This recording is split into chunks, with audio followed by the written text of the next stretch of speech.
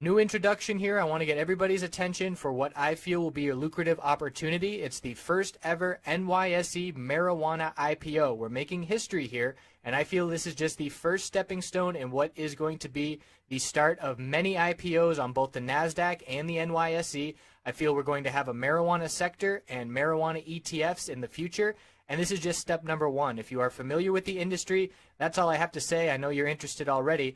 If this is new to you, this is going to be, in my opinion, the greatest financial opportunity in our lifetimes. This has never happened before. We have an established tens of billions dollar industry that the floodgates are going to open. It's becoming more and more legitimate legally, and this is just step number one. So Innovative Industrial Properties is the company. The ticker is IIPR. It is a real estate REIT that invests in medical marijuana facilities.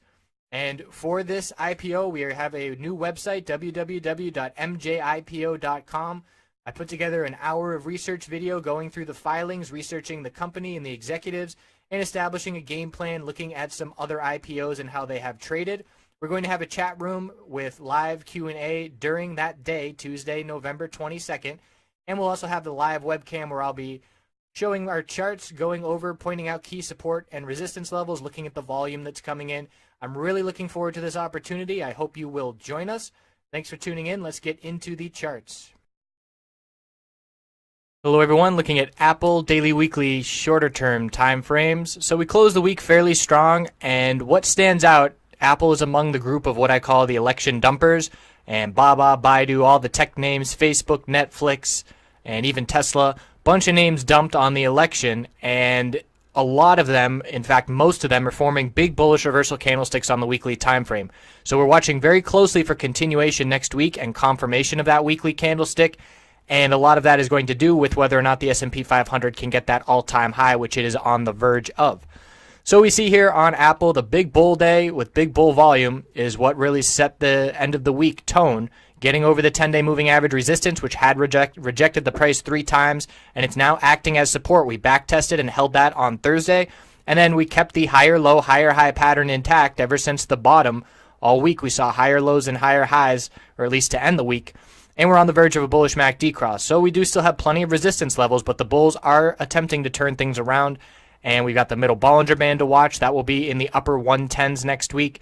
And then we've got 111.72, which is the lower high on the last bounce attempt. If we break 111.72, that will be significant because otherwise any high that we form below that level is just another lower high in this downtrend.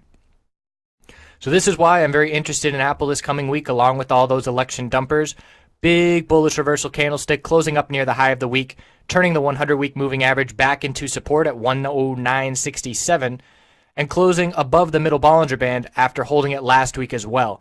So a big bullish reversal candlestick, and if we get followed through next week, we will see the bulls delay at least that bearish MACD cross that is so close to occurring. And of course, we still have this higher low, higher high pattern since the bottom back in May, and that's just another higher low down at 104.08.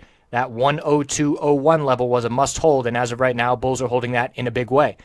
So it's very important for the bulls to confirm this candlestick next week. The 10-week moving average resistance will also be a factor if we see some further upside. So let's look at the 5-minute chart on Monday or on Friday. There wasn't a ton of trading opportunity. There was a huge bull move right out of the gate. SPY hit the high of the day the first 5 minutes, pulled back very significantly, giving back all of those gains. And then from there, lower high, higher low, tightening range, a fake bull breakout where we had the lower high pattern at 110.18. Higher low established, holding this 100 period 5-minute support time and time again. And then we did break that level. We got up to 110.22. So it was a higher high, but it didn't amount to anything much after that, as we did see a pretty big pullback. The bulls did hold the low of the day. It was 109.66, and we dropped down to 109.71. So essentially a double bottom, a higher low by 5 cents. That's a key support level to watch going into next week as well. And we can put a couple clear downtrend resistance lines on the 5-minute chart where we're hitting these lower highs. And we did end the day right above that resistance on the last couple candlesticks. So that was a little bullish break right at the end there, and this was a descending triangle pattern where you have a horizontal line of support down at the low of the day, that is, and that declining lower high pattern And that's where I would put that line. And declining lower high pattern that did appear to have a bullish break at the end of the day. So we'll see if that momentum carries over into next week, looking for a green week to confirm the reversal candlesticks. And we'll check back in on Monday to see how the week starts. I appreciate you watching. Have a fantastic weekend.